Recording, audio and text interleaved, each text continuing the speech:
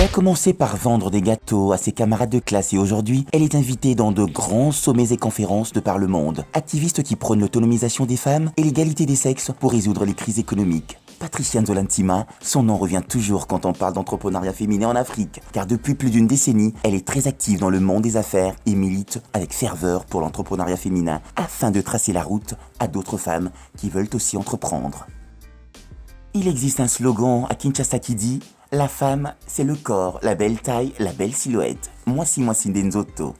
Mais Patricia Nzolantima a prouvé par ses accomplissements que la femme, c'est d'abord le cerveau et le travail.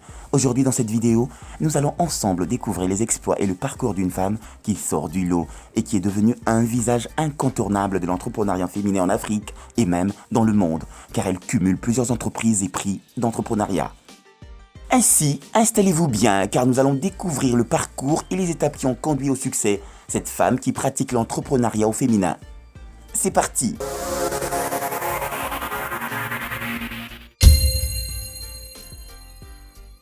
Si c'est la première fois sur notre chaîne, n'oubliez pas de vous abonner et d'activer la cloche de notification afin de ne rien manquer dans nos prochaines publications.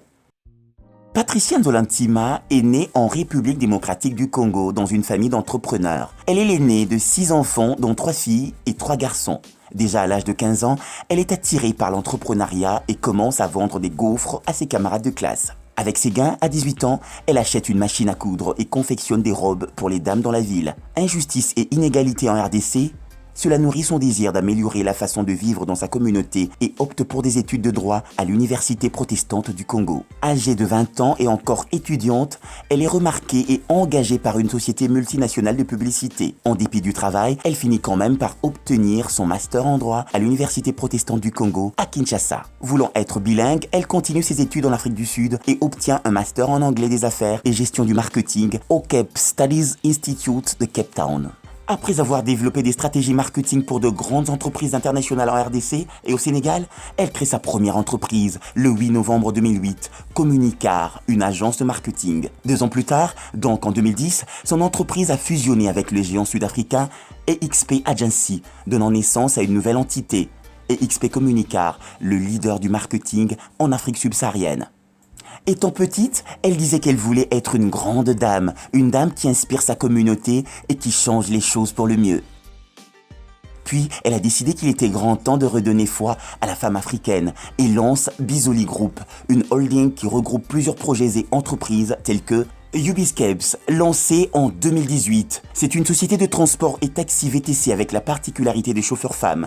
Car à Kinshasa, le domaine du taxi étant dominé par les hommes, Patricia Nzolantima a décidé d'apporter un changement à cette façon de voir les choses. Elle emploie aussi des chauffeurs hommes qui roulent le soir. Mais les femmes sont majoritaires. Elle a aussi Ubischeck pour réserver les jets privés partout dans le monde en seulement 24 heures. Elle crée le magazine International Working Lady, un magazine qui met en lumière les femmes qui osent entreprendre et qui poursuivent leur idéologie. Puis lance Femmes d'avenir, un système de microcrédit qui permet aux femmes un accès facile au système bancaire, car elle-même fut victime des refus d'accès au crédit bancaire au début de sa carrière d'entrepreneur. Récemment, elle a lancé le Working Ladies Hub, un incubateur centre d'accélération pour filles et femmes afin de les former pour la technologie, back-end des applications, pour l'espace créatif 3D, pour l'innovation et la nouvelle technologie, la transformation agricole, l'énergie renouvelable, l'entrepreneuriat, y compris une école de conduite qui forme gratuitement des chauffeurs femmes pour la moto et la voiture. À ce jour, plus de 100 femmes chauffeurs ont été formées. Elle est aussi dans la commercialisation de l'eau minérale. Elle dit qu'elle vend le meilleur popcorn de tout Kinshasa. Elle se lance bientôt dans les services de distribution de nourriture.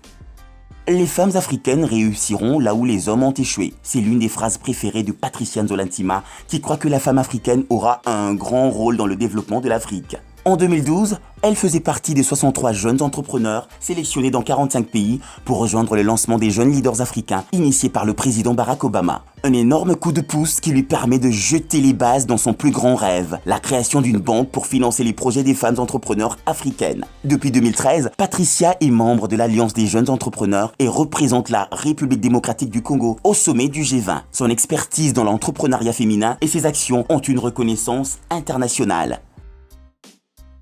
En 2016, son projet d'application mobile visant à faciliter la vie quotidienne des femmes en Afrique a été sélectionné pour être présenté au sommet Global Entrepreneurship 2016 dans la Silicon Valley. Elle prononce le discours de l'ouverture du sommet et a eu le plus grand privilège de présenter le secrétaire d'État américain John Kerry.